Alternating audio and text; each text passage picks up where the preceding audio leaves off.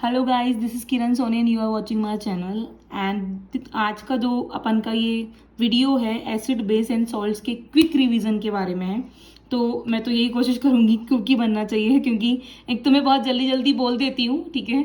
हाँ, इतना जल्दी मुझे नहीं बोलना चाहिए, पर मैं ट्राई करूँगी कि तुम्हें समझ में आ जाए। ओके, तो सबसे पहले acid derive from the Greek word acidus सोर इन टेस्ट। जो ये एसिड वर्ड आया वो एसिडस से आया है, जो कि ग्रीक वर्ड है। और एसिड जो होते हैं सौर होते हैं टेस्ट में। ब्लू लिटमस को रेड में चेंज कर देते हैं। यहाँ पर कुछ एग्जाम्पल हैं which is acids: hydrochloric acid, sulphuric acid, nitric acid, acetic acid, all are acid. फिर बेस बिटर इन टेस्ट होते हैं। Change red litmus into blue. Okay, red litmus को किस में कन्वर्ट कर देते हैं? वो ब्लू में। Sodium hydroxide NaOH, potassium hydroxide KOH, calcium hydroxide CaOH2, ये सब क्या है? आपके बेस है। सम नेचुरली अकर एसिड क्या होते हैं? तो कुछ ऐसे एसिड भी होते हैं जो नेचर से ही पाए जाते हैं, उस मतलब नेचुरली हमें मिल जाते हैं। जैसे विनेगर में एसिटिक होता है, एसिटिक एसिड। ऑरेंज में सिट्रिक, लेमन में सिट्रिक, टर्मरिन में टार्ट्रिक, टोमेटो में ऑक्जेलिक, सॉर मिल्क, कर्ड में लैक्टिक एसिड होता है। एंड नेटलस्टिक मैथेनोइक एसिड, ठीक है। इंडिकेटर क्या होते हैं? ऐसे सब्सटेंस होते हैं जो इंडिकेट करते हैं एसिडिक और बेसिक नेचर किसी भी सॉल्यूशन का, ठीक है। कलर चेंज कर करके भी कर सकते हैं ये। स्मेल चेंज होते हैं कई बार। टाइप्स ऑफ इंडिकेटर, यहाँ पर अगेन डेफिनेशन लिखी: substance which indicate the presence of an acid और base in a solution is called indicator and there types are. Types हमें पढ़ना है। Natural indicator, indicator obtain from natural sources are called natural indicator. ऐसे indicator जो natural source से मिलते हैं हमें नेचुरल इंडिकेटर कहलाते हैं। Litmus, turmeric, red cabbage, China rose, ये सब क्या है? नेचुरल इंडिकेटर है, ठीक है। ये वाइडली शो करते हैं कि जो सब्सटेंस है उसका कैरेक्टर क्या है, एसिडिक है वो कि बेसिक है। लिटमस ऑब्टेन होता है लिचन प्लांट से, और जो इसका सोल्यूशन होता है पर्पल कलर का होता है। लिटमस पेपर जो होता है दो कलर में अवेलेबल होता है, ब्लू एंड रेड। एसिड जो होता है ब्लू लिटमस को रेड में कन्वर्ट कर देता है, टर्न कर देता है। और बेस जो होता है वो रेड लिटमस पेपर को ब्लू में कन्वर्ट कर देता है, ब्लू कलर में कन्वर्ट कर देता है। Red cabbage, juice of red cabbage is originally purple in colour. जो रेड कैबेज का जूस होता है ना, वो ओरिजिनली तो पर्पल होता है, लेकिन जैसे ही वो क्या होगा, एसिड के साथ रिएक्ट करेगा तो रेडिश हो जाएगा, और बेस के साथ रिएक्ट करेगा तो वो क्या हो जाएगा? ग्रीनिश हो जाएगा। ऑल फैक्ट्री इंडिकेटर क्या होते हैं? ऐसे सब्सटेंस जो क्या करते हैं, स्मेल चेंज कर देते हैं जब भी वो एसिड या बेस के कांटेक्ट में आते हैं, तो उनको कहते हैं हम ऑल फैक्ट्री इंडिकेटर। जैसे ऑनियन, वनीला। ऑनियन का जो पेस्ट होता है या जूस होता है ना, वो उसकी जो स्मेल होती है वो लूज हो जाती है जब उसमें बेस ऐड कर देते हैं, और बिल्कुल चेंज नहीं होती वो जब उसमें एसिड ऐड करते हैं, ठीक है। तो it does not change its smell with acid but it lose its smell when it added with base, ठीक है। बेस के साथ तो लूज हो जाएगी स्मेल, लेकिन एसिड के साथ कुछ नहीं होने वाला। वनीला में क्या होगा? जो स्मेल होती है वनीला की वो वैनिश हो जाती है बेस के साथ में, but it smell does not vanish with N acid, acid के साथ में वैनिश नहीं होगी। ऑल फैक्ट्री इंडिकेटर जो होते हैं वो इंश्योर करते हैं, ठीक है, कि जो विजुअली इम्पैक्ट स्टूडेंट है उनका पार्टिसिपेशन लेबोरेटरी में, ठीक है। वो स्मेल करके तो ले ही सकते हैं ना। सिंथेटिक इंडिकेटर क्या होते हैं? Indicator that are synthesised in laboratory are known as synthetic indicator. मतलब कि जो लेबोरेटरी में ही बनते हैं वो सिंथेटिक इंडिकेटर कहलाते हैं। जैसे कि phenolphthalein, methyl orange, etc। Phenolphthalein जो होता है कलरलेस लिक्विड होता है। ये एसिड के साथ कलरलेस ही रहता है, लेकिन बेस के साथ में क्या हो जाएगा? ये पिंक कलर का हो जाएगा। मिथाइल ऑरेंज जो होता है ओरिजिनली ऑरेंज कलर का होता है, एसिड के साथ रिएक्ट करेगा तो रेड कलर का हो जाएगा, और बेस के साथ करेगा तो येलो। यहाँ पर टेबल भी दी रखी है, आप उसको भी पढ़ सकते हो कि इंडिकेटर है ओरिजिनली कलर कैसा होता है, एसिड के साथ क्या हो जाएगा, बेस के साथ क्या हो जाएगा। जैसे फर्स्ट रेड लिटमस है आपका इंडिकेटर, इसका ओरिजिनल कलर रेड ही होगा, एसिड के साथ में कुछ रिएक्ट नहीं करेगा, लेकिन बेस के साथ ब्लू हो जाएगा। ऐसे ये वाला है। जैसे ये वाली टेबल है, आपको ये लर्न करनी पड़ेगी, क्योंकि अब लर्न करना ही पड़ेगा। 10th बोर्ड है तो कुछ चीज़ें तो हर चीज़ समझी नहीं आ सकती, कुछ लर्न भी करना पड़ता है, ठीक है। अगला difference between acid and base क्या होता है? एसिड जो होते हैं सौर होते हैं टेस्ट में, बेस जो होते हैं बिटर होते हैं टेस्ट में। ये ब्लू लिटमस को रेड में कन्वर्ट कर देते हैं, ये रेड को ब्लू में कन्वर्ट कर देते हैं। ये H+ आयन देते हैं, ये OH- आयन देते हैं, ठीक है। ये एग्जाम्पल क्या होते हैं इसके? H2SO4 HCl होता है, इसका KOH और NOH इसका एग्जाम्पल है। अगला जो एसिड है अगर वो मेटल के साथ रिएक्ट करेगा, मैंने यहाँ पर पूरा नहीं लिखा, लेकिन जो मेन लर्न करने का है वो तो लर्न करना ही चाहिए आपको, बाकी के इसके एग्जाम्पल, इसकी एक्टिविटी आपको बुक से पढ़नी पड़ेगी। तो एसिड जो होता है मेटल के साथ रिएक्ट करेगा तो सॉल्ट एंड हाइड्रोजन देगा, यानी हाइड्रोजन गैस निकल जाएगी, सॉल्ट बनेगा। Base plus metal, salt plus hydrogen, acid plus base, salt plus water which is neutralisation reaction, जो हम चैप्टर नंबर 1 में भी पढ़ते हैं। बेस और एसिड रिएक्ट करेंगे तो again salt plus water. Metal oxide acid के साथ रिएक्ट करेगा तो सॉल्ट एंड वाटर ही बनेगा, क्योंकि मेटल ऑक्साइड खुद एक बेस होता है। नॉन मेटेलिक ऑक्साइड एक एसिड होता है और वो बेस के साथ रिएक्ट करेगा तो अगेन क्या बनेगा, सॉल्ट एंड वाटर बनेगा। मेटल कार्बोनेट एसिड के साथ रिएक्ट करेंगे तो सॉल्ट एंड कार्बन डाइऑक्साइड और वाटर बनेंगे, ठीक है। मेटल बाय कार्बोनेट और एसिड रिएक्ट करेगा तब भी यही बनेगा, सॉल्ट, CO2, H2O, ठीक है। डाइल्यूट एसिड क्या होते हैं, डाइल्यूट एसिड जो होता है ना उसमें क्या होता है कि एसिड की मात्रा कम होती है और पानी की मात्रा ज्यादा होती है, यानी वाटर का अमाउंट ज्यादा होएगा, एसिड की मात्रा कम होगी, एसिड का अमाउंट कम होएगा। कॉन्सेंट्रेशन एसिड में क्या होता है कि जो वाटर होता है ना उसका स्मॉल अमाउंट होता है, वाटर जो होता है स्मॉल अमाउंट में प्रेजेंट होता है, लेकिन आपका एसिड जो होता है ना वो लार्ज अमाउंट में प्रेजेंट होता है, उसकी मात्रा ज्यादा होगी। Next topic, pop test. जब भी आप क्या होगा, बर्निंग कैंडल जो होगी ना, अगर एक टेस्ट ट्यूब के पास लाओगे और उसमें अगर हाइड्रोजन गैस कंटेन होगी तो वो पॉपअप साउंड देगी, पॉप साउंड तो जरूर देगी, तो इससे पता चल जाएगा कि इसमें हाइड्रोजन गैस मौजूद है। लाइम टेस्ट क्या होता है, जब भी क्या होगा आपको CO2 जब भी आप लाइम वाटर से पास कराओगे ना तो जो लाइम वाटर होगा ना वो हो जाएगा आपका मिल्की, वो मिल्की में टर्न आउट हो जाएगा, तो आपको पता चल जाएगा कि हाँ ठीक है यार ये CO2 गैस है और लाइम टेस्ट हो गया। फिर उसके बाद मेटल ऑक्साइड बेस होता है, मैंने बता ही दिया था। नॉन मेटेलिक ऑक्साइड आपका एसिड होता है, मैंने बता ही दिया था। एम्फोटेरिक ऑक्साइड क्या होते हैं, कुछ मेटेलिक ऑक्साइड होते हैं जो एसिड और बेस के साथ रिएक्ट करते हैं, उनको हम बोलते हैं एम्फोटेरिक ऑक्साइड। क्या बोलते हैं उनको, एम्फोटेरिक ऑक्साइड। एल्कलीज क्या होते हैं, सारे जो बेस होते हैं ना पानी में डिजोल्व नहीं होते, लेकिन कुछ जो बेस होते हैं ना वो पानी में घुल जाते हैं, तो an alkali is a base that dissolve in water. Alkali ऐसा बेस है जो पानी में क्या हो जाता है, घुल जाता है। कॉमन एल्कलीज कौन से हैं, NaOH, KOH, COH2, ये सब आपकी क्या है, कॉमन एल्कलीज हैं। सारे एल्कलीज जो होते हैं बेस होते हैं, लेकिन सारे बेस कभी भी एल्कलीज नहीं होंगे। प्रिकॉशन जो है हमें लेना पड़ेगा जब भी एसिड या बेस को पानी के साथ मिक्स करेंगे हम, तो एसिड जो होता है ना उसको हमेशा कांस्टेंट स्टीयरिंग के साथ ही पानी में मिक्सअप करना चाहिए, क्योंकि एक हाईली एक्सोथर्मिक रिएक्शन है। अगर आप एकदम से पानी डाल दोगे तो स्प्लैश आउट हो सकता है, आग लग सकती है, आपका फेस बर्न हो सकता है, आपके कपड़े बर्न हो सकते हैं, तो इसलिए स्टीयरिंग, कांस्टेंट स्टीयरिंग होनी चाहिए, तब जाके आप उसको मिक्स करो। जब भी एसिड और बेस जो होता है पानी के साथ मिक्स करेंगे ना आप, है ना, जब भी एसिड और बेस को जब पानी के साथ मिक्स करेंगे तो ये डाइल्यूट हो जाएंगे। This result in decrease in concentration of per unit volume in acid and base respectively, यानी आपका जो H+ आयन है या OH- आयन है ना वो रिड्यूस हो जाएगा जब भी आप क्या करोगे, पानी को मिलाओगे एसिड या बेस में। Now come to the next topic, strength of acid और बेस। जो एसिड और बेस की जो स्ट्रेंथ होती है ना डिपेंड करती है वो H+ आयन पर और OH- आयन पर जो वो प्रोड्यूस करते हैं, ठीक है। आपको क्या करना है, एक यूनिवर्सल इंडिकेटर की हेल्प से हम पता लगा सकते हैं एसिड और बेस की स्ट्रेंथ का, ठीक है, क्योंकि इसमें क्या होता है अलग अलग कलर अलग अलग कॉन्सेंट्रेशन के साथ में शो होते हैं। एक स्केल होता है इसको मेजर करने का, हाइड्रोजन आयंस की कॉन्सेंट्रेशन को मेजर करने का एक स्केल होता है जिसको हम pH स्केल कहते हैं। pH में जो pH है ना उसमें P का मतलब होता है पोटेंज और पोटेंज का मतलब होता है पावर, और पोटेंज एक जर्मन वर्ड होता है, ठीक है। तो इससे पता चलता है कि एसिड स्ट्रॉन्ग है कि बेस स्ट्रॉन्ग है कि वीक क्या है, पता चल जाता है। फिर स्केल जो होता है ना इसमें 0 से लेकर 14 तक नंबर होते हैं। 0 जो होता है बहुत एसिडिक होता है, 14 जो होता है बहुत ज्यादा एल्कलाइन होता है, और 7 जो है इंडिकेट करता है कि न्यूट्रल है। इसीलिए प्योर वाटर का जो pH स्केल में वैल्यू आता है वो 7 ही आता है, 7 और समथिंग 7 के आसपास थोड़ा बहुत आता है। यूनिवर्सल इंडिकेटर जो होता है ना मिक्सचर होता है बहुत सारे इंडिकेटर्स का, और जो कलर होता है ना ये वेरी करता है H+ आयन या OH- आयन की वेरिएशन के साथ साथ, ठीक है। अगर 1 pH जो होगा, 1 pH यूनिट जो होगा डिक्रीज हो जाएगा, तो इसका मतलब है कि जो H+ आयन है ना उसका जो कॉन्सेंट्रेशन है वो 10 टाइम्स इंक्रीज हो जाएगा। Next topic, salts. सोल्ट जो होते हैं एक आयोनिक कंपाउंड होते हैं, ये जनरली एसिड और बेस की रिएक्शन से ही फॉर्म होते हैं, ये सॉल्टी होते हैं, ये कोई भी इफेक्ट नहीं देते लिटमस पेपर पर।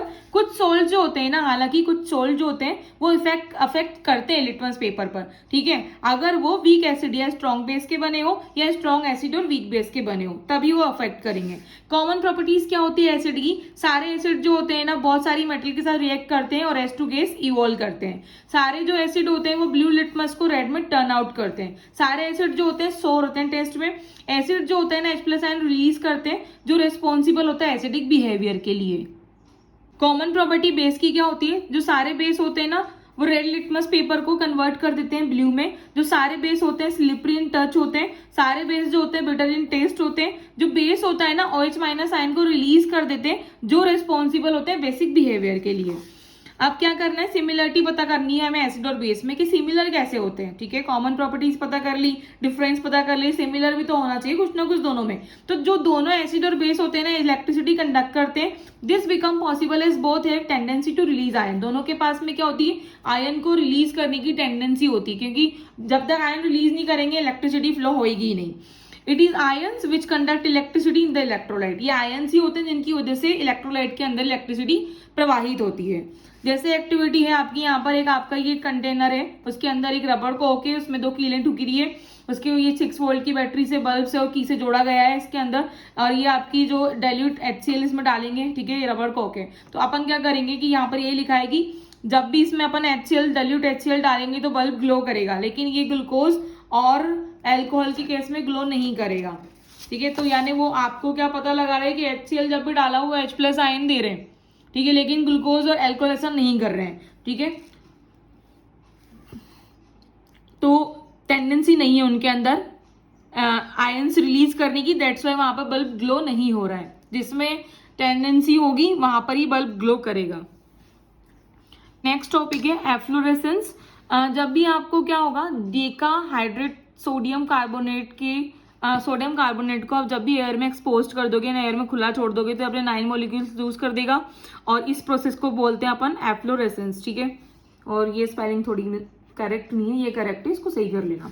Effect of pH in everyday life. PH का हमारी एवरीडे लाइफ में क्या प्रभाव पड़ता है? जो पीएच वैल्यू होती है जूस की, वो क्या होती है, अलग अलग पार्ट से भी आती है बॉडी के, जैसे फ्रूट से भी आती है, सॉइल से भी आती है, मिल्क से भी आती है, बहुत सारी लिविंग और नॉन लिविंग थिंग्स से आती है, और ये बहुत क्रूशियल रोल प्ले करती है हमारी डे टू डे लाइफ में। ह्यूमन बॉडी का जो पीएच होता है वो 7.0 टू 7.8 के बीच में होता है। जो बहुत ज्यादा, जो अधिकतर जो लिविंग ऑर्गेनिज्म होते हैं ना वो इसी नैरो रेंज में सर्वाइव कर पाते हैं, इसी पीएच लेवल के रेंज में सर्वाइव कर पाते हैं। इसका मतलब ये है कि अगर जो पीएच वैल्यू होगी बॉडी की वो चेंज हो जाएगी ना, ठीक है, तो क्या होगा कि डिजीज हो सकती है या डेथ भी हो सकती है उस लिविंग क्रिएचर की। Next topic, aquatic animal. PH value जो होती है रेन वाटर की 7 है अगर, तो समझ लो कि वो प्योर रेन वाटर है। लेकिन अगर पीएच जो रेन वाटर का 5.6 हो गया, समझ लो वो एसिड रेन है। और एसिड रेन क्या होगी, एयर पॉल्यूशन का भी कारण बनती है। और उसके बाद में अगर ऐसी रेन जो है वाटर बॉडीज में जाएगी, रिवर लेक में जाएगी, तो वो एक्वेटिक एनिमल्स के लिए भी खराब होती है, खतरनाक होती है। टूथ डिके, हमारा जो पीएच वैल्यू होता है वो लोअर देन 5.5 हो जाए टूथ का, तो टूथ डिके हो सकता है, यानी दांतों का खराब होना हो सकता है। हमारा जो टूथ इनेमल है ना, हार्डेस्ट सब्सटेंस है बॉडी के अंदर, वो कभी भी ना पानी की वजह से कोरोड नहीं होता है, वो कैल्शियम फॉस्फेट का बना हुआ होता है। और लेकिन वो एसिड की वजह से कोरोड हो सकता है। क्यों? क्योंकि हमारे माउथ में बैक्टीरिया पाए जाते हैं, बैक्टीरिया एसिड रिलीज करते हैं जो शुगर को डिग्रेड करते हैं, फूड पार्टिकल्स को डिग्रेड करते हैं, ठीक है। इसीलिए हमको क्या करना है, इनसे बचने के लिए 2 टाइम ब्रश करना चाहिए, सुबह शाम ब्रश करो, मस्त रहो, ठीक है। और वो भी बेस वाला, ठीक है, क्योंकि एसिड बैक्टीरिया रिलीज करते हैं ना, तो आपको बेसिक ब्रश यूज करना चाहिए। Next topic, digestive system. हमारा जो स्टमक है ना, उसकी लाइनिंग जो होती है HCl प्रोड्यूस करती है, हाइड्रोक्लोरिक एसिड प्रोड्यूस करती है। वो क्या करती है कि फूड को डाइजेस्ट कराती है, फूड को डाइजेस्ट कराने का काम करती है ये। अब क्या होगा कि और बिना हार्म किए हुए, हमारे इंटरनल ऑर्गन को वो हार्म भी नहीं करती है। अगर कोई भी पर्सन है इनडाइजेशन से सफर कर रहा है, तो मतलब क्या होगा कि उसका जो पेट है कुछ ज्यादा ही एसिड छोड़ रहा है, एक्सेसिव एसिड उसके पेट में क्रिएट हो रहा है, जैसे मेरे। और ये किसकी वजह से होता है? Over eating, excessive oily food, ठीक है, ये इन सब की वजह से भी होता है, कई बार बहुत प्रॉपर टाइम तक सिटिंग, एक्सरसाइज नहीं करना, तो इनकी वजह से आपका क्या होगा, एक्सेसिव एसिड जो होगा पेट में प्रोड्यूस हो रहा है, आपको इंडाइजेशन हो रहा है, तो उसकी वजह से पेन और इरिटेशन हो रहा है। इसको क्योर करने के लिए लोग क्या खाते हैं, एंटासिड खाते हैं। ठीक है, एंटासिड जैसे नेचर से मिलता है तो हम उसको मान लेते हैं मिल्क ऑफ मैग्नीशिया। ठीक है, MgOH2 इसका फॉर्मूला है, मिल्क ऑफ मैग्नीशिया आप ले सकते हो। ये एक माइल्ड बेस है। आपका क्या होगा, जो माइल्ड बेस होता है ना, वो आपके जो पेट में बनने वाले एसिड को न्यूट्रलाइज कर देता है। तो इसी टाइम हमें यही सलाह दी जाती है कि आप माइल्ड बेस को यूज कर लें इंडाइजेशन के टाइम पर। पीएच जो होता है सॉइल का डिटरमाइन करता है प्लांट की हेल्थ को। ठीक है, अलग अलग जो पीएच वैल्यू होती है सॉइल की, वो सुटेबल होती है अलग अलग क्रॉप के लिए और प्लांट के लिए। सेल्फ डिफेंस, जो स्टिंग ऑफ बीज है, ठीक है, मतलब बीज का जो कांटा है वो एक एसिड छोड़ता है जिसकी वजह से पेन एंड इरिटेशन होता है। इस पेन से रिलीफ पाने के लिए, यानी इस पेन से राहत पाने के लिए हम बेकिंग सोडा यूज करते हैं उस अफेक्टेड एरिया पर। ऐसे ही एक क्या होता है कि स्टिंगिंग नेटल होता है, सिंपली नेटल भी प्लांट कह सकते हैं। ये एक हर्बिसीसियस वाइल्ड प्लांट होता है। ये एक क्या करता है कि इसकी लीव्स पे ना कुछ कांटेदार फाइन हेयर्स होते हैं। ये स्टिंग जब भी इसकी मतलब क्या बोलते हैं, हमें लगती है, चुभन होती है, तो हमें मेथेनिक एसिड छोड़ता है तो उससे जलन होती है। इसके पीछे एक डॉग प्लांट होता है, अगर उसको रगड़ ले तो ठीक भी हो सकती है। ठीक है, ये आपके एनसीईआरटी में डू यू नो में था।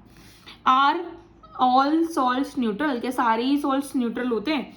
Salt can be neutral, acidic और बेसिक। जो सॉल्ट होते हैं तो न्यूट्रल भी हो सकते हैं, एसिडिक भी हो सकते हैं, बेसिक भी हो सकते हैं। डिपेंड करता है कि स्ट्रेंथ क्या है एसिड और बेस की, ठीक है, जिससे वो ऑब्टेंड हुए हैं। अगर आपको वीक एसिड है और स्ट्रॉन्ग बेस है, ठीक है, तो जो सॉल्ट होगा बेसिक होगा नेचर में, यानी जो पीएच होगा ज्यादा होगा 7 से। अगर स्ट्रॉन्ग एसिड है, वीक बेस है, तो जो सॉल्ट होगा वो एसिडिक होगा नेचर में, यानी जो पीएच होगा वो क्या होगा, कम होगा 7 से। सॉल्ट, सोडियम क्लोराइड यानी NaCl, वो दो चीज़ों से मिलके बनता है, HCl और NaOH। ठीक है, कॉमन सोल्ट जो होता है इंपॉर्टेंट रॉ मटेरियल होता है, बहुत सारे यूजफुल कंपाउंड को प्रिपेयर करने में काम आता है। कॉमन सोल्ट जो होता है रॉक की फॉर्म में पाया जाता है मेनली, तो उसको इसलिए हम रॉक सोल्ट भी कहते हैं। सबसे पहले sodium hydroxide. When electricity is passed through aqueous solution of common salt, it decomposes its sodium hydroxide, releasing chlorine and hydrogen gas at anode and cathode respectively. जब भी मतलब कि कॉमन सॉल्ट के एक्वेस सॉल्यूशन से electricity pass कराई जाएगी तो वो डिकम्पोज हो जाएगा सोडियम हाइड्रोक्साइड में, और वो क्या होगा, रिलीज करेगा क्लोरीन को एनोड पर और हाइड्रोजन गैस को कैथोड पर। इस प्रोसेस को हम कहते हैं क्लोर एल्कली प्रोसेस। और ये जो प्रोसेस होती है ना, इसके मेन प्रोडक्ट होते हैं क्लोरीन एंड एल्कली। ठीक है, यानी ये जो आपका सोडियम क्लोराइड है और ये वाटर है, ये मिल जाएगा, फिर उसके मेन प्रोडक्ट बन जाएंगे आपके, एक तो क्लोरीन है, हाइड्रोजन गैस निकलेगी और आपका ये सोडियम हाइड्रोक्साइड बनेगा। ठीक है, यहाँ पर इनके यूजेस लिखे हुए हैं कि कहाँ कहाँ काम आ सकते हैं ये। ठीक है, next topic, bleaching powder. Bleaching powder का फॉर्मूला होता है CaOCl2। ये वाइट पाउडर होता है, जो क्या होता है कि जब भी आप ड्राई स्लैग्ड लाइम से क्लोरीन गैस को पास करोगे तो आपको ब्लीचिंग पाउडर मिल जाएगा। ये आपका ड्राई स्लैग्ड लाइम है CaOH2, इससे अपन ने क्लोरीन गैस प्रोवाइड करी इसमें अपन ने, यानी उससे मिक्स करा इसको, तो बनेगा आपका CaOCl2 यानी ब्लीचिंग पाउडर, और आपका वाटर लिक्विड फॉर्म में।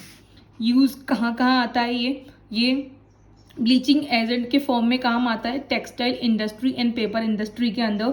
ये ऑक्सीडाइजिंग एजेंट का काम भी करता है केमिकल इंडस्ट्री के अंदर। ये ड्रिंकिंग वाटर को साफ करने के काम भी आता है, यानी as disinfectant in drinking water.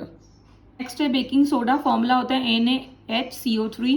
ये वाइट क्रिस्टलाइन और कुछ एल्कलाइन सॉल्ट होता है। इसका pH जो होता है 7 से ज़्यादा होता है। ये माइल्ड नॉन कोरोसिव बेस होता है, यानी ये कोरोसिव नहीं होता। NaCl जो होता है इसका रॉ मटेरियल होता है, इसके प्रोडक्शन में काम आता है। यानी NaCl में अपन को वाटर, कार्बन डाइऑक्साइड और अमोनिया मिलाना है तो हमें मिलेगा NH4Cl और NaHCO3। जब हम सोडियम हाइड्रोजन कार्बोनेट को हीट कर देंगे ना, जब ये इसके मिलने के बाद हमें ये मिल गया, अब इसको हीट करेंगे तो हमको क्या होगा, हमारे यहाँ CO2 क्या होगी, रिलीज हो जाएगी, और सोडियम कार्बोनेट जो है ना हमारा फॉर्म हो जाएगा। यूजेस क्या है, सोडा एसिड फायर एक्सटिंग्विशर में काम आता है, एज अ एंटासिड काम आता है, एंटासिड। और ये बेकिंग पाउडर बनाने में भी काम आता है। जब भी आप NaHCO3 यानी आपका बेकिंग सोडा में आपको कोई भी एडिबल एसिड मिलाना है, जैसे विनेगर, टार्टरिक एसिड मिलाओ तो बेकिंग पाउडर प्रिपेयर हो जाएगा। ठीक है। और इसको अपन क्या करेंगे, जब भी बेकिंग पाउडर को हीट करेंगे और मिक्स करेंगे वाटर के साथ में एसिडिक मीडियम में, तो CO2 गैस प्रोड्यूस हो जाएगी। ठीक है, यानी आपका क्या होगा, यहाँ पर NaHCO3 को हीट किया अपन ने, H+ आयन रिलीज हुए, H2O, CO2 और सोडियम सॉल्ट बनेगा। नेक्स्ट है water of crystallisation. Water molecule, किसी भी क्रिस्टलाइन सब्सटेंस में फिक्स नंबर के जो वाटर मॉलिक्यूल्स होते हैं ना, वही रिस्पॉन्सिबल होते हैं उसके प्रॉपर्टी और स्ट्रक्चर के लिए, और इसी को हम कहते हैं वाटर ऑफ क्रिस्टलाइजेशन। जैसे आपका कॉपर सल्फेट है, इसमें 5 मॉलिक्यूल होते हैं वाटर के। ठीक है, जब इसको हीट करते हैं तो ये व्हाइट टर्न हो जाता है, लेकिन इसमें जब वापस पानी डाल देते हैं तो ये ब्लू हो जाता है अगेन। प्लास्टर ऑफ पेरिस किससे बनता है, इसका केमिकल नेम होता है कैल्शियम सल्फेट हेमीहाइड्रेट। ये जिप्सम जो होता है ना, यानी CaSO4.2H2O, जब इसको हीट करते हैं 373 केल्विन के टेम्परेचर पर, तो ये अपने वाटर ऑफ क्रिस्टलाइजेशन को लूज कर देता है, पार्शली लूज कर देता है। किससे, जिप्सम से, है ना। और कैल्शियम सल्फेट हेमीहाइड्रेट बनाता है, जिसको हम प्लास्टर ऑफ पेरिस भी कहते हैं। और प्लास्टर ऑफ पेरिस जो होता है ना, एक व्हाइट कलर का पाउडर होता है, जिसको अगर वापस पानी के साथ मिक्स कर देंगे ना, तो जिप्सम क्रिएट हो जाएगा। और ये कहाँ काम आता है, जैसे डॉक्टर यूज कर लेते हैं इसको जब हमारी बोन फ्रैक्चर हो जाए, तो घरों में टॉयज वगैरह में पुट्टी करने में दीवार की, तो बहुत सारे काम में आता है।